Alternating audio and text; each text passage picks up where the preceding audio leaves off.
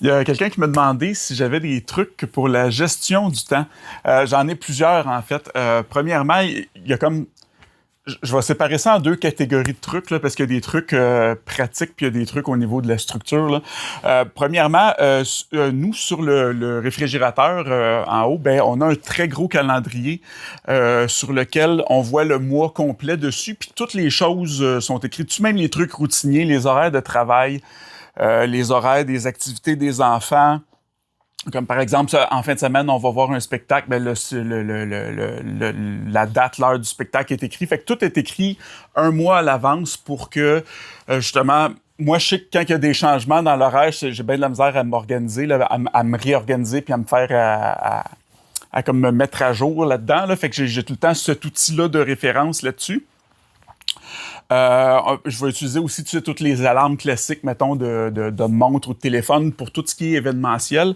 On a aussi ce petit timer-là ici, qui est un timer visuel qu'on utilisait beaucoup pour mon garçon, parce que des fois, la notion du temps, ça peut être difficile à comprendre ou à intégrer, mais avec ça, ben, tu sais, c'est un minuteur que tu peux régler comme ça, puis tu vois le temps qui reste pour effectuer quelque chose. Fait que c'est super pratique. Si jamais ça vous intéresse, j'ai mis le lien sur mon site.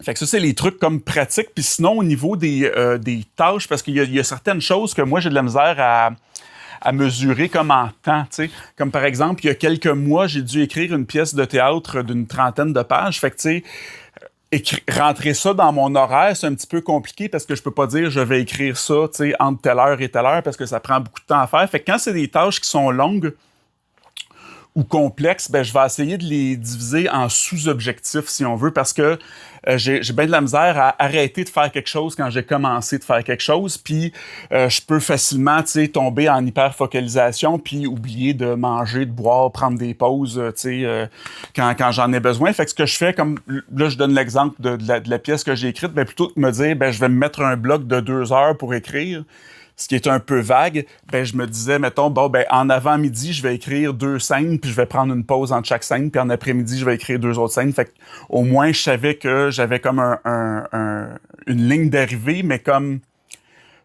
mineure, si on veut. Tu sais, c'était pas le but, c'était pas d'écrire tout d'un coup, c'était de me séparer ça en plusieurs sous-objectifs. Puis ça peut être la même chose, supposons que tu prévois faire le ménage de la maison, ben, au lieu de dire le ménage de la maison qui est assez vague, ben, tu peux dire, mettons, bon, ben, dans l'avant-midi, je vais faire la vaisselle, mettons, puis après ça, je vais prendre une pause, puis après ça, ben, je vais faire le lavage, mettons, ou, tu sais, mettre ça comme ça, parce que des fois, c'est dur de savoir combien de temps exactement les choses vont prendre. Fait que c'est ça, c'est mes petits trucs sur la façon dont je gère le temps et les horaires au quotidien.